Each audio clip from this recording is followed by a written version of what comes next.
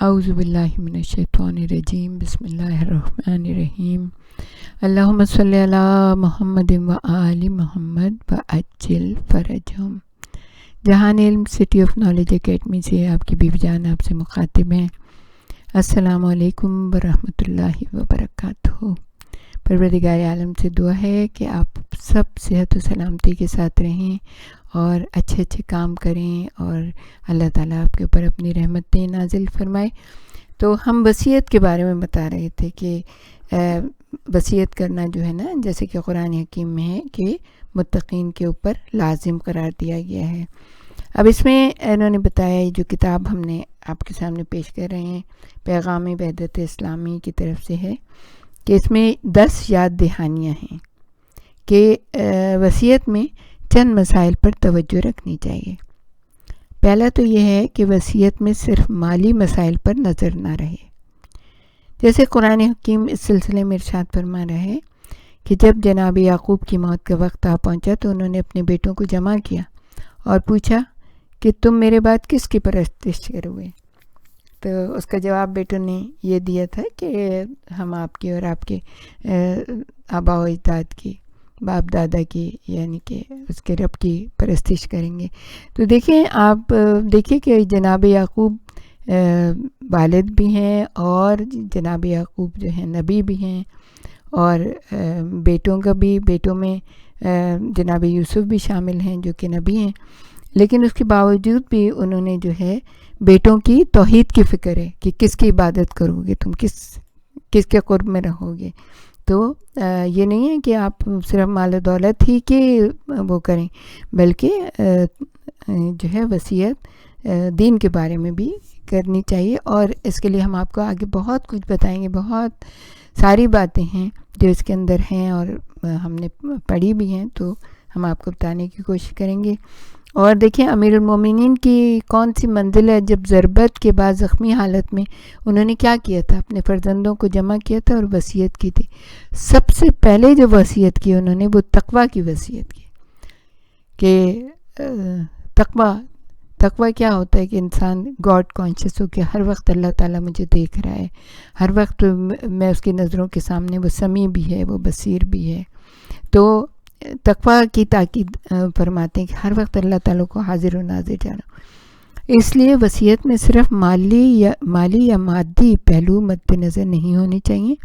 ہم سب جانتے ہیں کہ مرتے دم اپنے اعزار اور اقربا سے اخلاقی نصیحتیں ان کے لیے ناقابل فراموش یادیں چھوڑ کر جاتی ہیں، اور وہ ہمیشہ یاد کرتے ہیں کہ اس فلاں وقت ہمارے والد نے یا والدہ نے یا اعزاء اور اقربا نے ایسی وصیت کی تھی۔ پھر دوسرا یہ ہے کہ وصیت سے انسان کو غلط فائدہ نہیں اٹھانا چاہیے، اور نہ ہی کسی کے حقوق کو ضائع کرنا چاہیے، اور نہ ہی جذبہ انتقام کو ٹھنڈا کرنے کے لیے دل کی بھڑاس نکالنی چاہیے، بلکہ بھلائی، انصاف اور احتیاج اور ضروریات کو مد نظر رکھنا چاہیے، کیونکہ حدیث میں ہے کہ جو شخص وصیت میں ظلم کرتا ہے وہ گناہ کبیرہ کا مرتکب ہوتا ہے۔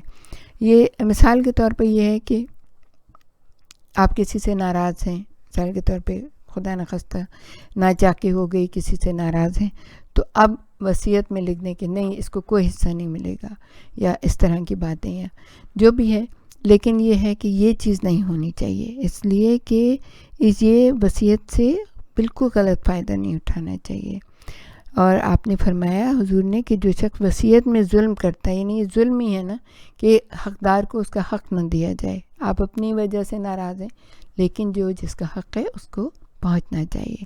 تو وہ اگر کوئی ظلم کرتا ہے تو وہ گناہ کبیرہ کا مرتکب ہوتا ہے۔ یعنی جانے کے بعد بھی اگر یہ ظلم کیا گیا تو پھر آپ سوچئے کہ ویسے تو انسان ہر وقت جاتے جاتے معافی مانگ سکتا ہے، اللہ تعالیٰ معاف کر دے گا، لیکن اگر یہ لکھ کے چلا گیا تو پھر کیا ہوگا؟ یہ تو پھر بہت ہی غلط بات ہو جائے گی، اور اس گناہ کبیرہ کی کیسے معافی ہوگی؟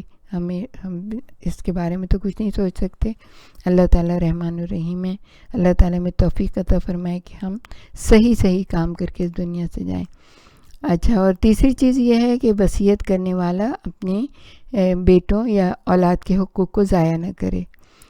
تو جس کے پاس جو سرمایہ ہے پہلے وہ یہ دیکھے کہ وصیت کس کے حق میں کرنی ہے، اور اگر وصیت حق میں نہیں کی جن کے حقوق ہیں تو پھر بڑا مسئلہ اللہ تعالیٰ کے یہاں ہو جائے گا. اس وجہ سے بہتر یہ ہے کہ ان حقوق کو اسی طرح سے ادا کیا جائے جس طرح اللہ تعالیٰ نے واجب کیے.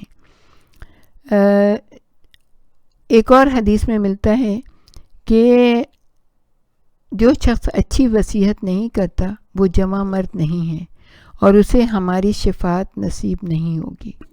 جی ہاں، اسلامی نقطۂ نظر یہی ہے. وصیت میں ناانصافی وارثوں کے مال میں چوری کے مترادف ہے. بہتر ہے کہ یہ نہ کیا جائے. وصیت آخری لمحوں سے فائدہ اٹھانے کا نام ہے، لیکن لوگوں کو اس پر تکیہ کر کے بیٹھ نہیں جانا چاہیے کہ موت کے وقت وصیت کرنے کی امید میں پوری زندگی کسی مدد بھی نہ کریں، انفاق بھی نہ کریں، اپنے ہاتھ سے کسی کو کچھ دیں ہی نہیں، اور پھر یہ سوچتے رہیں کہ وصیت نامے میں لکھ دیں گے کہ فلاں کو دیا جائے. ایک شخص نے مرتے وقت وصیت کی کہ میں نے بہت زیادہ کھجوریں جمع کی ہوئی ہیں، میرا گودام جو ہے نا اس سے بھرا ہوا ہے، جب میں مر جاؤں تو اللہ کے نبی سے کہہ دینا وہ راہ خدا میں تقسیم کر دیں. بہت سنی ہوئی حدیث ہے، لیکن چونکہ یہاں پہ آ گئی تو ہم آپ کو بتا رہے ہیں. اور بلکہ ہمارے جو چینل ہے اس کے اوپر بھی نصیحت آموز کہانیوں میں یہ کہانی پڑی ہوئی ہے کہ اس کی وصیت پر جناب رسول خدا نے عمل کر دیا. لیکن ہوا کیا کہ ایک عدد جو کھجور تھی وہ تھی بھی صحیح حالت میں نہیں، وہ پڑی رہ گئی. رسول خدا نے اس کھجور کو اٹھایا اور کہا کہ اگر یہ شخص اپنے ہاتھ سے اسے راہ خدا میں دے دیتا تو راہ خدا میں کھجوروں کے انبار کی تقسیم کی وصیت سے بہتر تھا. یعنی اپنے ہاتھ سے اپنی زندگی میں کچھ بھی دے دینا، یہ بہت زیادہ کہ یہ دے دینا وہ دے دینا، بعد میں تو ہمیں ان چیزوں کی ضرورت ہی نہیں. مثال کے طور پہ ہم کپڑے ہیں تو ہم ان کپڑوں کا کیا کریں گے، زیور کا کیا کریں گے؟ ظاہر ہے ہمیں پتہ ہے اب ہماری تو ضرورت ہی ختم ہو جائے گی، تو پھر ہمیں تو کچھ اس چیز کی ضرورت نہیں رہے گی، تو ہم کہتے ہیں بعد میں فلاں کو دے دینا، فلاں کو دے دینا. تو یہ تو ہمارا تو دل بہت ہی چھوٹا ہے. پھر اس کا مطلب یہ اپنی زندگی میں دیا نہیں، بعد میں وارثوں سے کہیں کہ آپ نے وہ کیوں دیں گے بھائی، وہ زیور خود کیوں نہ رکھیں گے، وہ کپڑے اچھے والے، ویسے تو وہ جو خراب والے کپڑے ہیں یہ چیزیں ہیں وہ گڈ ول میں ڈال دیں گے، مگر اچھی اچھی چیزیں تو رکھیں گے نا، وہ تو نہیں دیں گے. تو اس وجہ سے جو کچھ بھی دینا ہے، جو کچھ بھی خیرات کرنی ہے، جو انفاق کرنا ہے، جو کسی کے لیے کوئی کام کرنا ہے، نیک عمل کرنا ہے، وہ اپنی زندگی میں کرائیں. مسجد بنائیں، اسکول بنائیں، لوگوں کو تعلیم دلائیں، لوگوں کے لیے پانی کا بندوبست کریں. بہت ساری چیزیں ہیں جو ہم کر سکتے ہیں. سوچیں صرف اس کے بارے میں اور کر دیں، بجائے اس کے کہ ہم اپنے وصیت نامے میں لکھیں.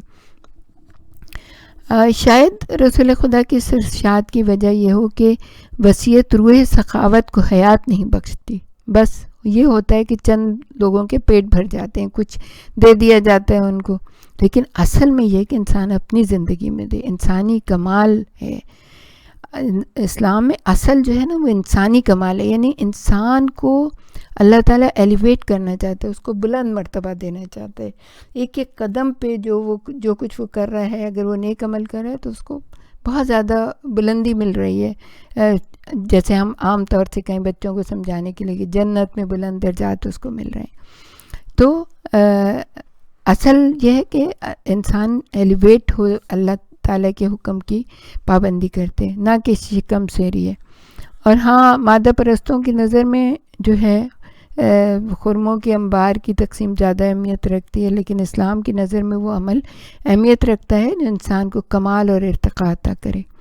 کھجوروں کے انبار کی تقسیم آدمی کو بعد میں تو لوگ کہیں واہ واہ بہت زبردست اس نے کام کیا کہ اتنے سارا پیسہ اس نے غریبوں میں بٹوا دیا، یہ کیا وہ کیا، لیکن وہ کوئی خاص اہمیت نہیں رکھتا. اللہ کی نظر میں وہ اہمیت نہیں ہے. اللہ کی نظر میں یہ اہمیت ہے کہ آپ اپنے ہاتھ سے کسی کو دیں، اپنی زندگی میں انفاق کریں.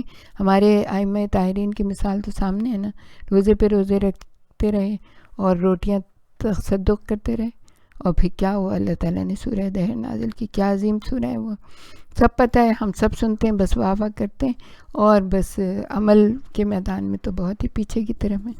خیر، انشاءاللہ تعالیٰ اللہ نے چاہا تو آگے اس کے بارے میں بات ہوگی. اب ہم یہ آپ کو بتائیں، جو 5واں پوائنٹ انہوں نے بتایا ہے وہ یہ ہے کہ وصیت محبوبیت کا ذریعہ ہے. بہت ہی خوبصورت بات ہے.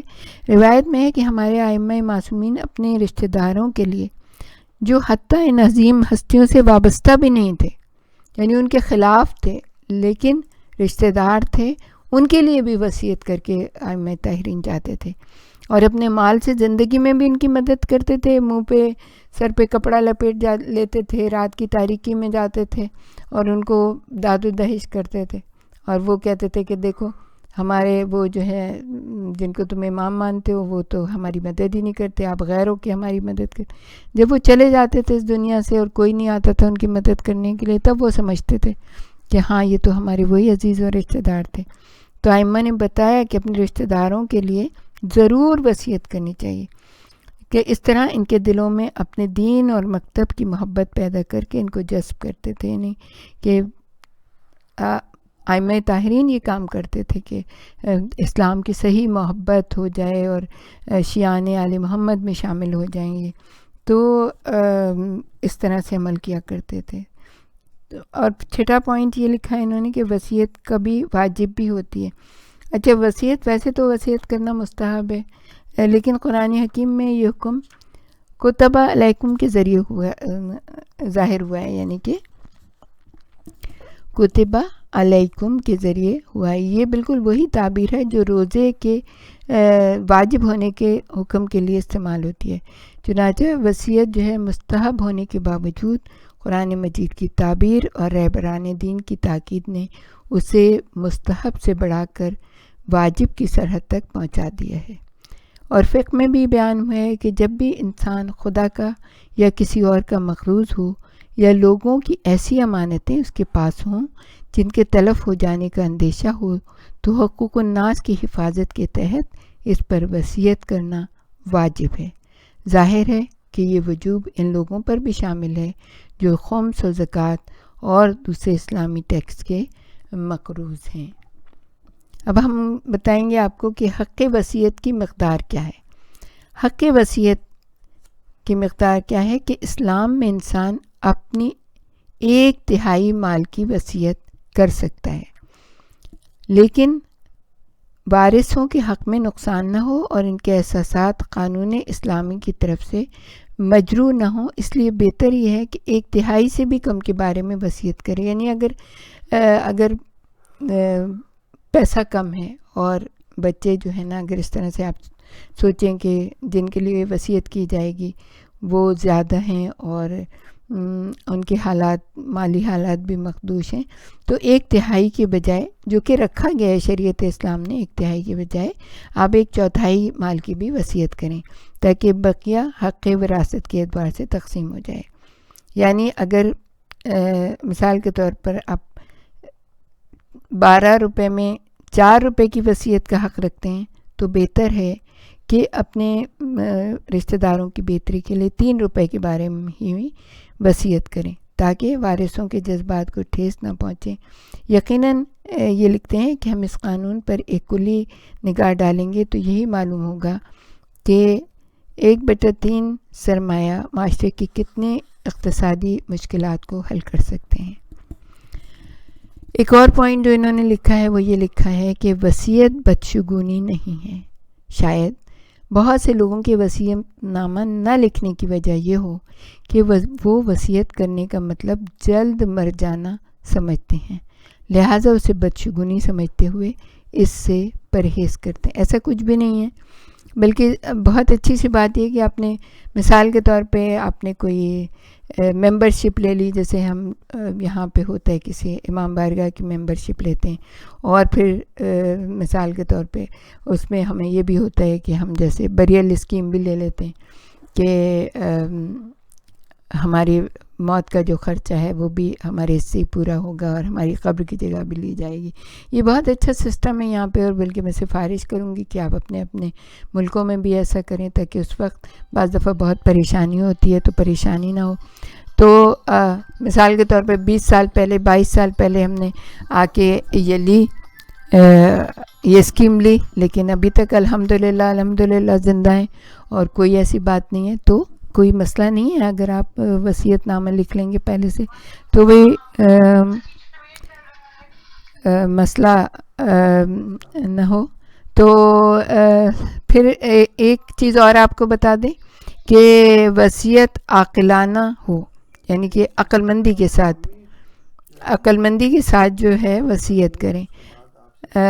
قرآن مجید نے جس آیت میں مسئلہ وصیت کو بیان کیا ہے، ایک بڑا ہی زمانی کلمہ یعنی بالمعروف استعمال کیا ہے۔ اس کا مطلب یہ ہے کہ وصیت عقل و حکمت اور عرف سے ہم آہنگ کو۔ اس کی وضاحت یہ کہ اکثر خاندانوں میں ایسے افراد پائے جاتے ہیں جنہیں ایک طرف تو مالی تعاون کی شدت کے ساتھ ضرورت ہوتی ہے اور دوسری طرف وہ پہلے طبقے کے وارثوں میں نہیں آتے، لہٰذا قانون وراثت کے لحاظ سے انہیں میراث بھی نہیں دی جا سکتی۔ جی ہاں، امام محمد باقر انہی کے متعلق ارشاد فرماتے ہیں، جو بھی مرتے وقت اپنے خاندان کے ان محروم لوگوں کے لیے وصیت نہ کرے جو قانونی طور پر حق ولایت نہیں رکھتے تو یہ گناہ اور معصیت ہے۔ اس کے برعکس کبھی ایسا ہوتا ہے کہ میراث کے مستحق افراد خود بہت زیادہ خوشحال اور مالدار ہوتے ہیں، انہیں کسی قسم کے مال کی ضرورت نہیں ہوتی، چنانچہ اگر قانون کے لحاظ سے ہم میراث تقسیم کریں تو طبقہ اول کو جو خوشحال ہے سب کچھ مل جائے گا اور دوسرے محروم طبقے کو کچھ بھی ہاتھ نہیں آئے گا، جس کے نتیجے میں وہ خطرناک مسائل سامنے آئیں گے کہ ایک گروہ جو پہلے ہی سے مالدار ہے مزید مالدار ہو جائے گا اور ثروت اندوزی کرے گا، دوسرا گروہ جو قریب ہے اس کی محرومی باقی اور جاری رہے گی۔ یہی وہ منزل ہے جہاں انسان اپنی وصیت کے ذریعے ایک حصہ اس محروم طبقے کو دے کر اس کے فقر